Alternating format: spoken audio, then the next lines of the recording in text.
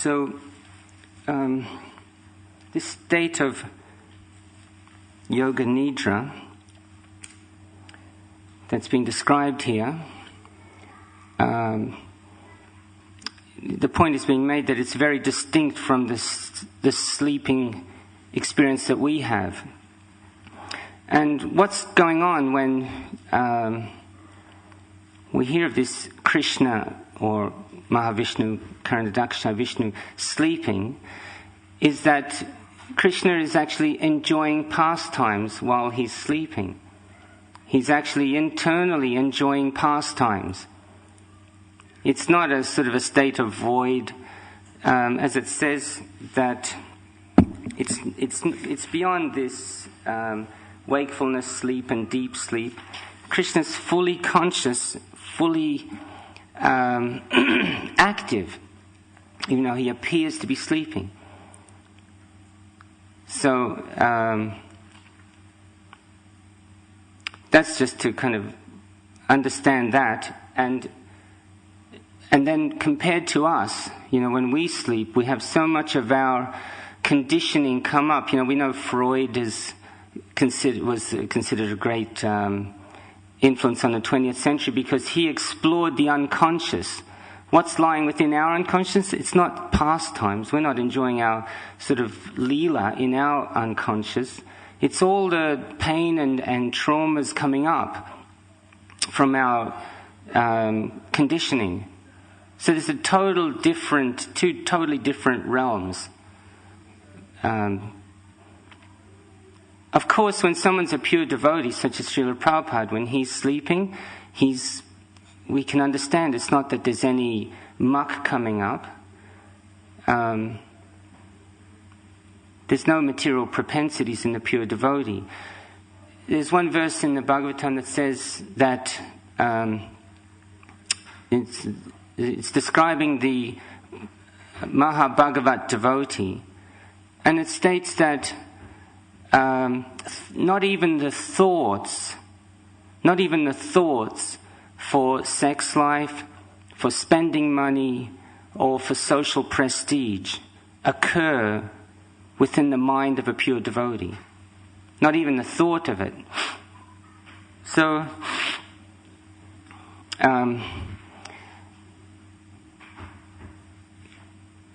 there's one verse, I'm not sure where it is, it's somewhere in the Vedas, Uttishta Jagrata Prapyavarana Modata Kshura Shadaranishtato Rachaya.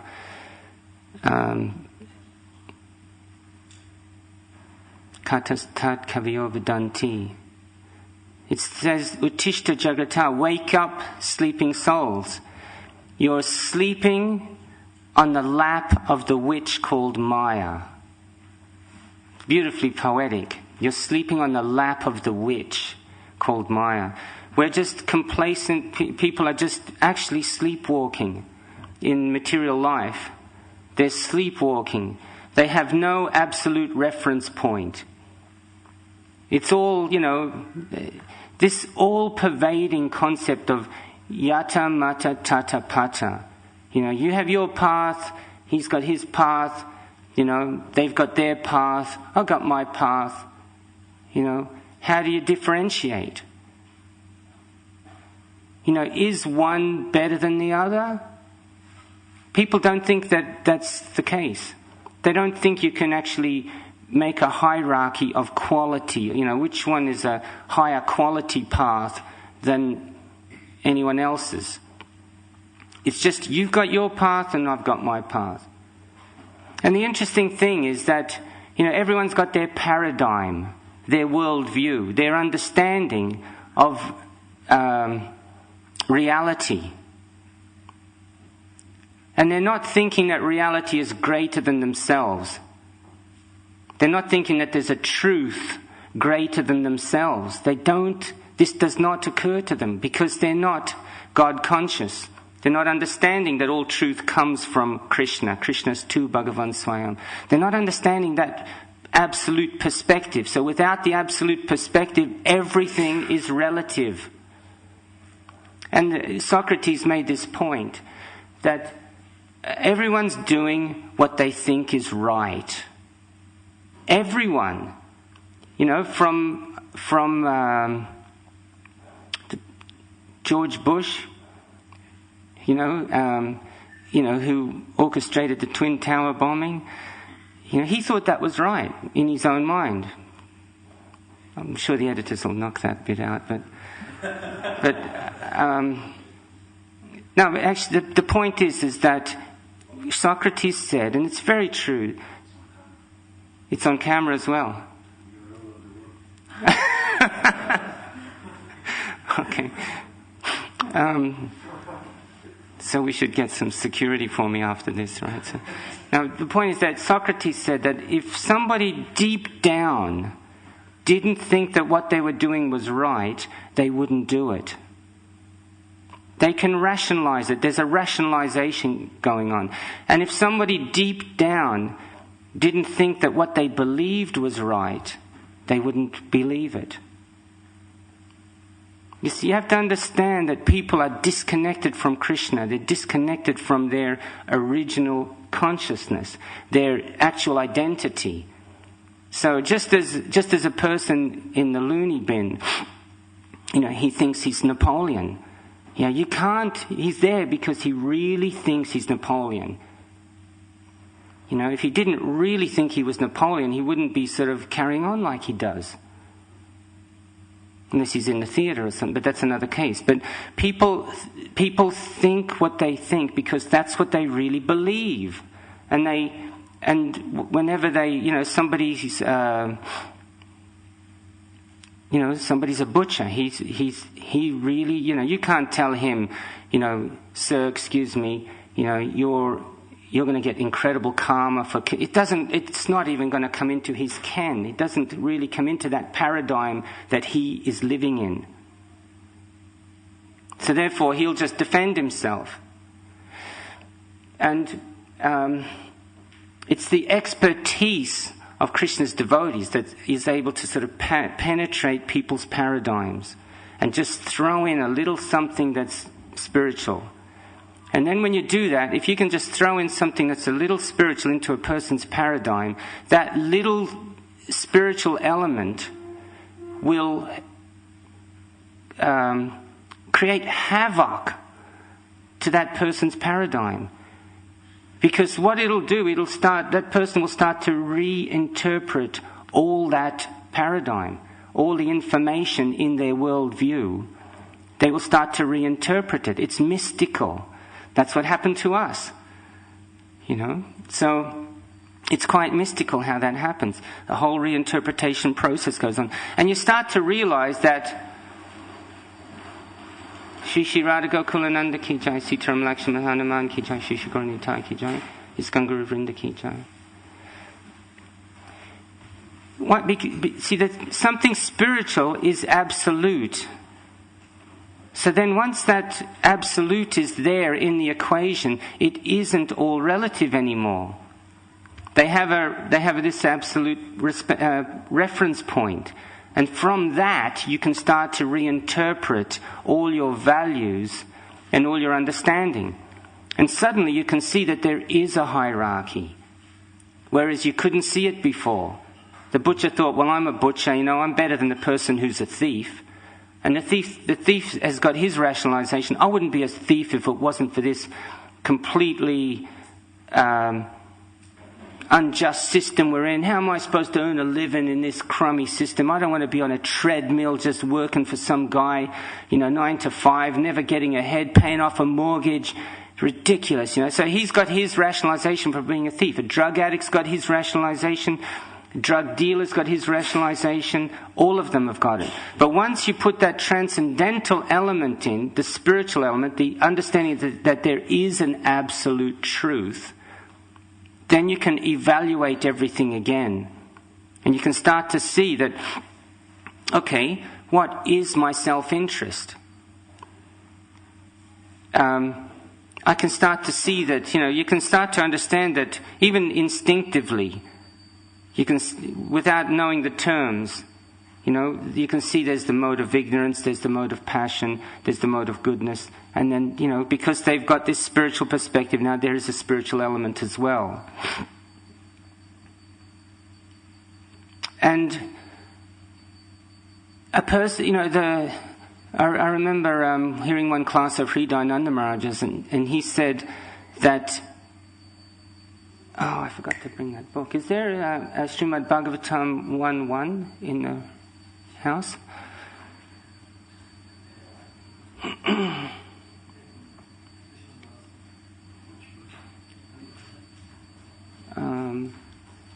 You got it on there, right?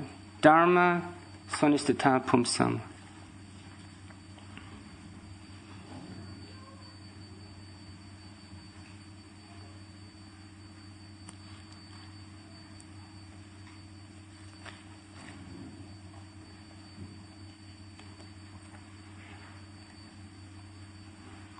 Got it?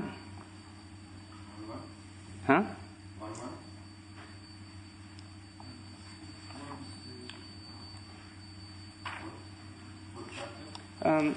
I'll get it 1 second, just a second. 2.8.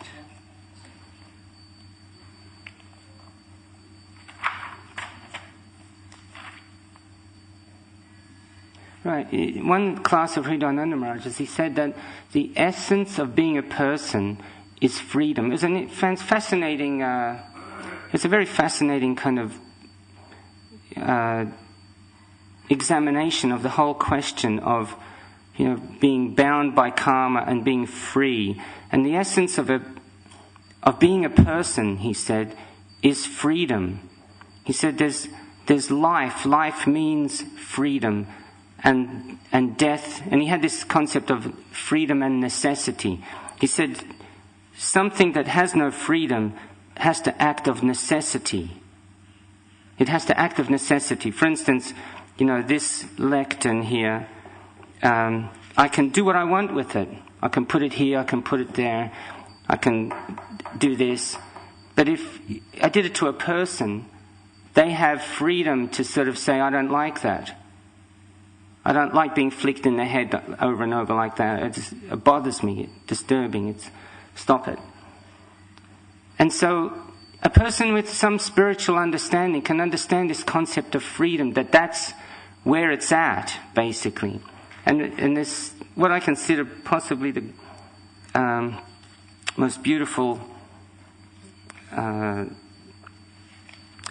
writing ever committed in English is in this purport of Canto 1, Chapter 2, Text 8, where Prabhupada says, the need of the spirit soul is that he wants to get out of the limited sphere of material bondage and fulfill his desire for complete freedom. He wants to get out of the covered walls of the greater universe. He wants to see the free light and the spirit. When I first read that, I was just practically, my hairs were standing on end, and I've read it so many times, it's just beautiful. Prabhupada goes on to say, that complete freedom is achieved when he meets the complete spirit, the personality of Godhead. So that's the point, that when we're connected to Krishna, Krishna is the source of our existence, we're being nourished. Everything's covered, everything's taken care of if we're connected to Krishna. That nourishment is coming to us. When we're disconnected to Krishna, that nourishment isn't coming to us, and then we start wondering, where am I going to get my nourishment from? And we start trying to get it from other people. We're not trying to get it from the Supreme Person, we're trying to get it from other people. Other people are limited.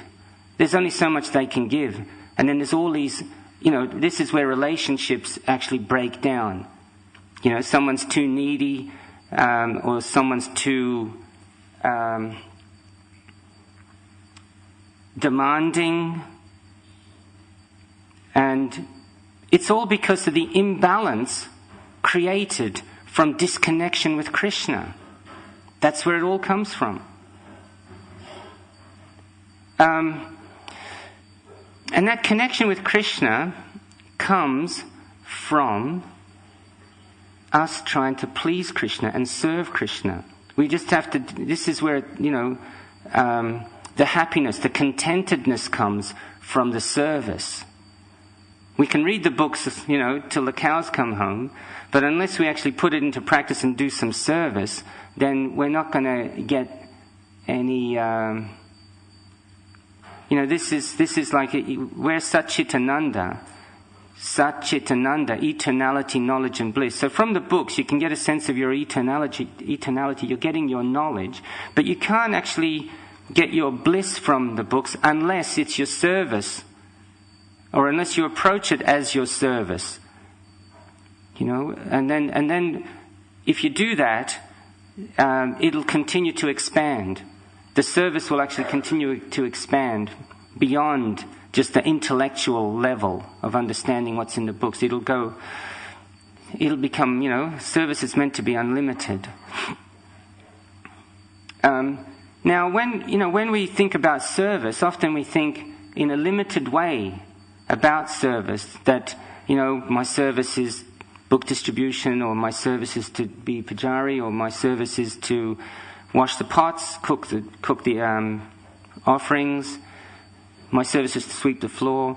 It's kind of, my understanding is that, it's meant to be in any situation that we're in, whatever situation we're in, we're meant to be doing it as a service to Krishna and to please Krishna. And I was thinking that sometimes for recreation, some of us play tennis. And I'm thinking that, you can play tennis either in separation from Krishna, or if you're going to play tennis, you can play tennis as a service to Krishna.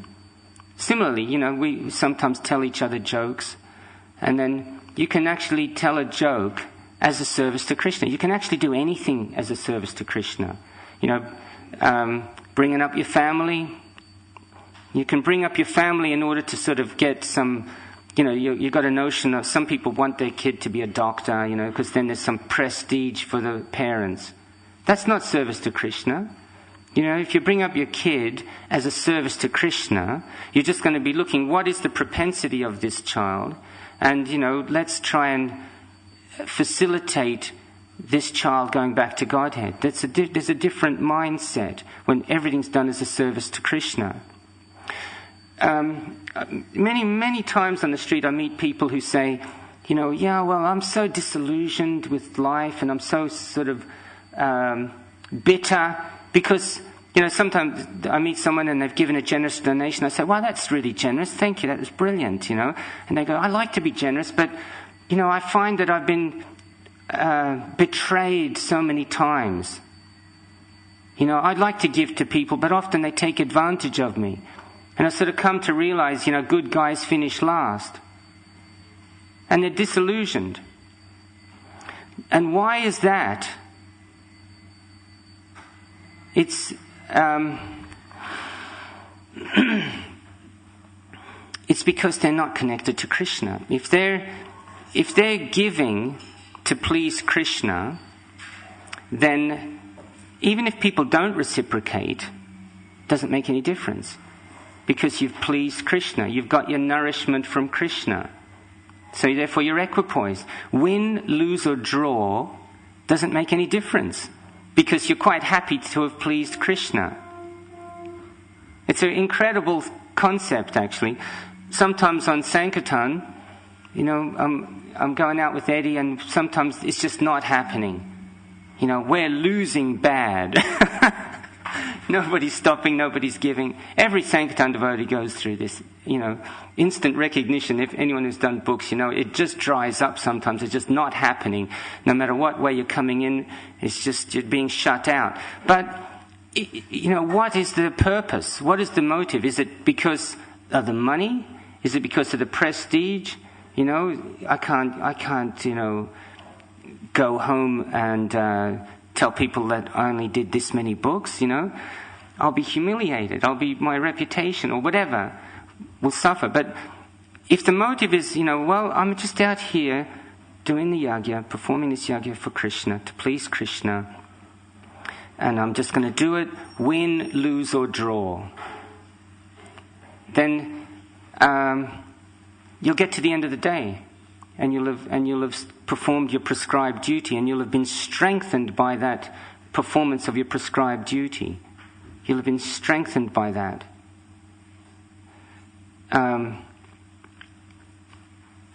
How am I doing on time? Okay. So this is the point about staying connected to Krishna and trying to please Krishna and doing everything as a service to Krishna. And then by doing that, by getting your nourishment from Krishna, from that connection with Krishna, then that's what I was going to say. With dealing with other people, then this doesn't happen to you that, you're disappointed. Hridayananda Maharaj in that lecture was saying how one person asked a question and said, Maharaj, I'm accepting what you say, but sometimes, I need to clarify things in my mind, and I reveal and clarify things that I'm not confused about, and I approach a devotee and I reveal my mind to that devotee in confidence. I reveal my mind to that person in confidence, and then they go and tell somebody else. And I'm sort of feeling totally high and dry, totally let down. Then suddenly it's on the ISKCON grapevine, and I told them this thing in confidence. I was devastated. And then Maharaj's answer was, he said, did you reveal your mind to that person as a service to Krishna? Or did you reveal your mind to that person because somebody had upset you, and you're revealing your mind to this person, to this other devotee, about how this other devotee had upset you, and you're just kind of getting support for your case. You want moral support. You want justification that this person was acted in an offensive way, and that happens sometimes. That happens, often actually. Somebody's offended us, and we go talk it up about somebody. Oh, that person did, don't tell anybody, but this guy did this to me. And all you want is that person to support you. You're just wanting some moral backing and to sort of like justify. So that's not, and Maharaj said, that's not, it means you didn't reveal your mind as a service to Krishna. And then he referred to Bhagavad Gita, how in charity, when you give in charity, you give in the mode of goodness. When you give in charity, it's according to, you give at the right time, to the right person, at the right place. All of these things have to be in place. So when you're revealing your mind, you have to reveal your mind to the right person with the right motive as a service to Krishna, because you want to reconcile something within yourself. And so often, when we reveal our mind, we don't care what the person tells us. We don't take it on board. We're not submissively inquiring. We've already made up our mind who's right and who's wrong. We're not seeking clarification. So that's not as a service to Krishna. So we have to kind of like get into the detail. Prabhupada would say that devotion is in the detail. So we have to get into the detail of how we are acting and thinking and behaving, and ask ourselves at every, as much as we can, am I doing this as a service to Krishna? Because, I know myself, on Sankirtan often, I catch myself becoming miserly. I'm not doing this as a service to Krishna. I'm doing this because some very mundane reason. And suddenly, Krishna withdraws. And then I have to somehow be causelessly merciful, and often, to actually get the flow back, get the connection and the nourishment, get that back. I have to be extra generous.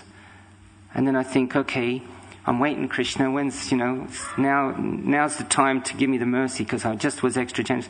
But then when Krishna sees that I'm being extra generous just because that's my identity, that's the nature of a devotee. A nature of a devotee is that they're always giving without thought of return. They're just trying to please Krishna. When I understand that it's an identity issue, it's not a sort of strategy issue anymore, it's an identity issue. I'm giving because that's the identity of a devotee. That's who I am. I'm a devotee. Then suddenly Krishna comes on board, and then things are sailing along again.